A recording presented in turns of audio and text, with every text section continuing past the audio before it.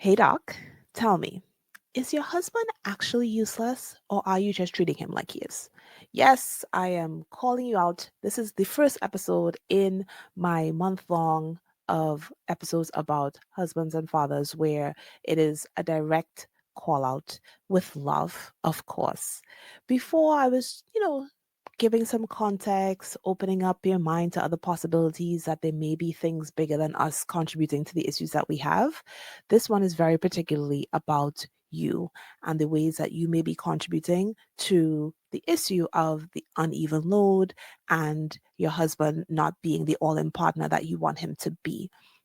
Because as high achieving professionals, as women physicians, we tend to be all a certain way and we tend to be right a lot of the time, most of the time, I would say. And with that comes certain traits of perfectionism, you know, and I'm using this term loosely, acknowledging that mental health is no joke and there are people with actual OCD. But, the way that we use that term, our OCD sometimes gets the best of us. And because we have achieved this certain level of success, and those traits have been a huge part of that success, it spills into everything else and is a lot of times praised and rewarded. So it's just like, well, yeah, of course, that's going to continue. But when you have kids and when you're running the home and the perfectionism is there, the I must do it because nobody else knows how to do it. I must do it because if he does it, I'm going to have to do it over. I must do it because then it becomes a problem because it then flips into I am overwhelmed. I have to do everything. I can't rely on anyone. And it becomes a self fulfilling prophecy. And then we bring in terms like weaponized incompetence. And don't get me wrong, there are many men who do that. But I do believe it is less than we think. And I do believe that there are things that we can do to allow these men to rise to the occasion and to allow for whatever output they give to be enough. And that's what this episode is about. So hopefully you will stick with me because I imagine somebody is just like, I'm trying to hear all this right now. No, he is weaponizing that incompetence, and that's all it is.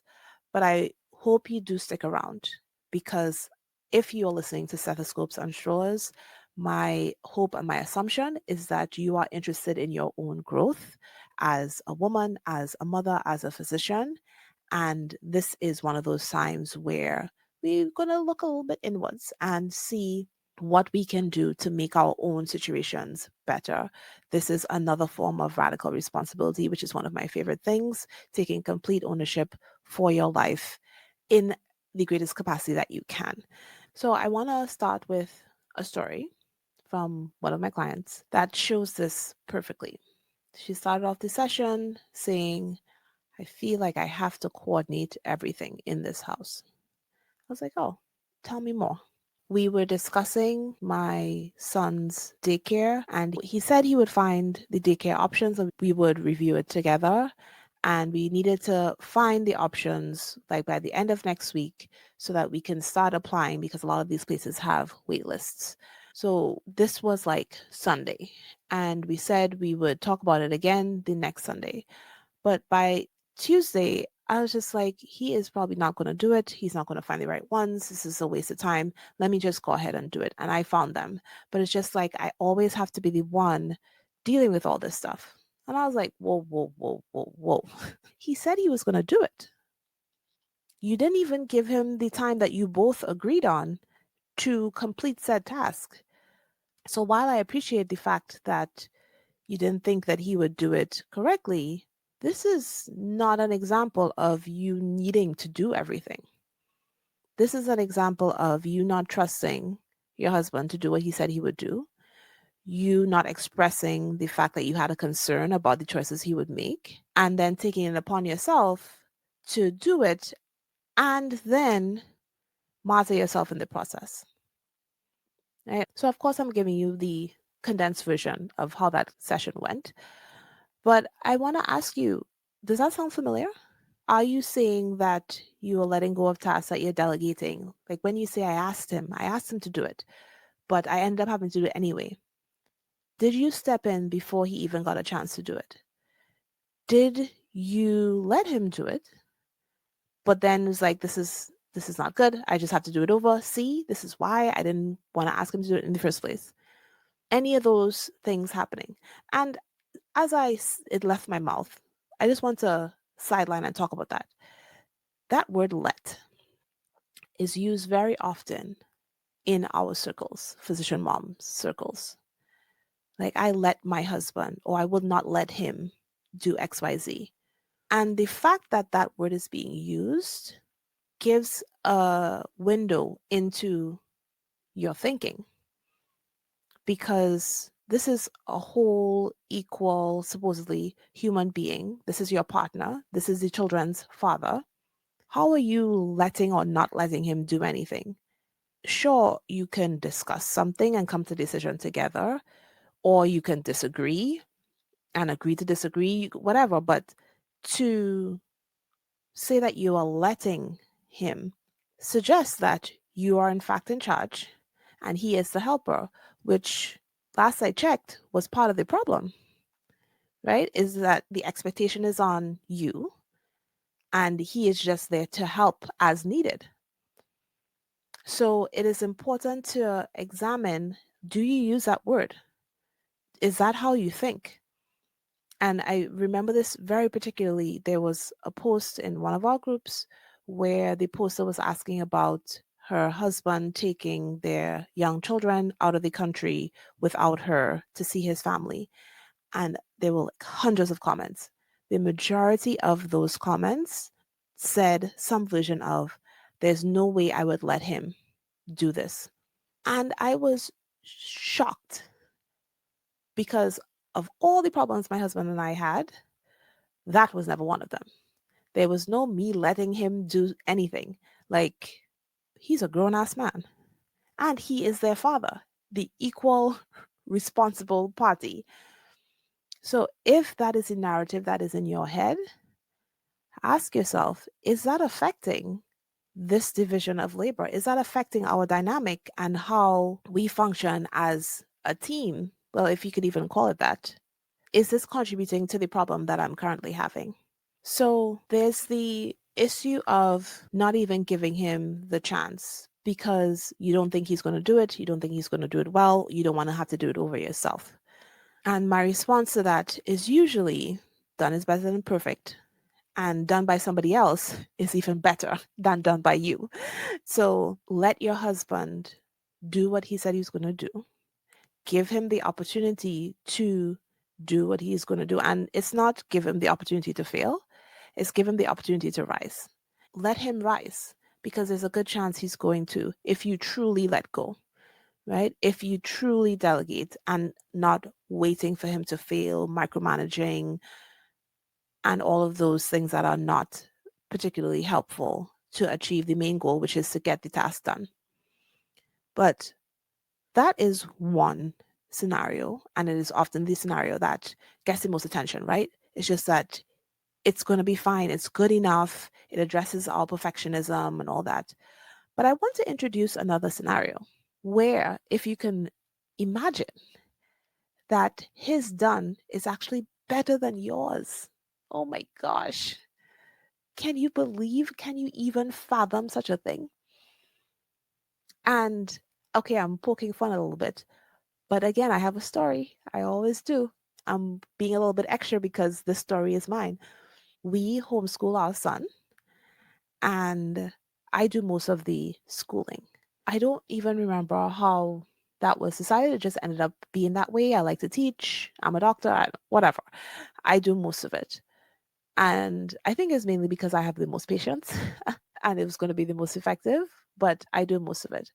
So when it was time for my son to learn how to read, the assumption was that I was going to do it. And we decided to go with the method, what is it called? Teach your child to read in 100 easy lessons. So I tried it and I was like, oh my God, this is going to be a disaster. My son was not having it. And because this was, in a time where we had worked through a lot of our stuff, my husband was very intentional about stepping up and doing his part even in situations where we had decided I was going to take the lead, like the homeschooling. So he offered, he's like, yeah, I'll do it. Let me try. And I was just like, okay. And in the back of my mind, I was just like, there's no way. Ain't no way. Because of the patience part of it, right? My son was 4 at the time, and I just felt like it was going to be an utter disaster. But to my surprise, he actually responded a lot better to my husband and was reading by like lesson 80 something. They never even finished a book. And I was just like, oh, okay. I don't even know what it was. Like, he was just so much better at it than I was.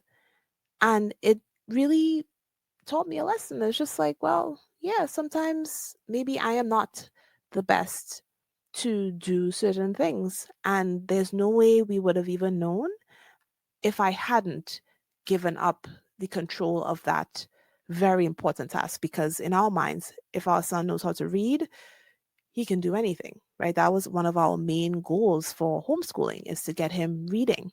But if I had said, no, this is way too important, I have to do it, like, no, then it may have been a long, drawn out process. I may have said, oh, this book is crap. This book doesn't work.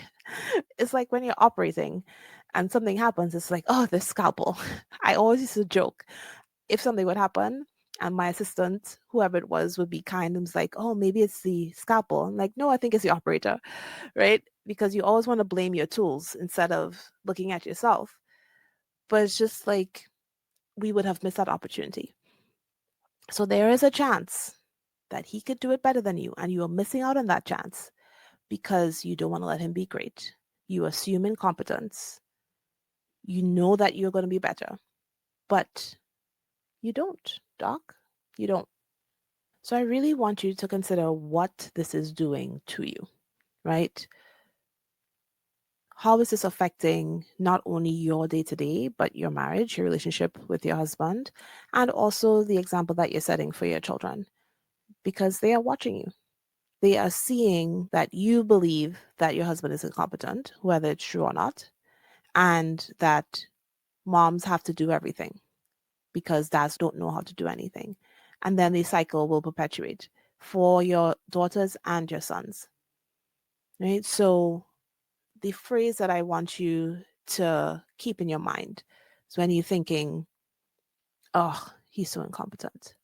Oh, he's weaponizing his incompetence. Like, I know he knows how to do this. Ask yourself, am I weaponizing perfection? Am I taking my high achieving, super organizing, striving for perfection self and using it to martyr myself, to establish myself as a person who must do everything because no one else will, who must do everything because no one else will do it well? Like, am I doing this to myself? Is the overwhelm, is the resentment, is the fatigue, both mental and physical, due to what I am doing?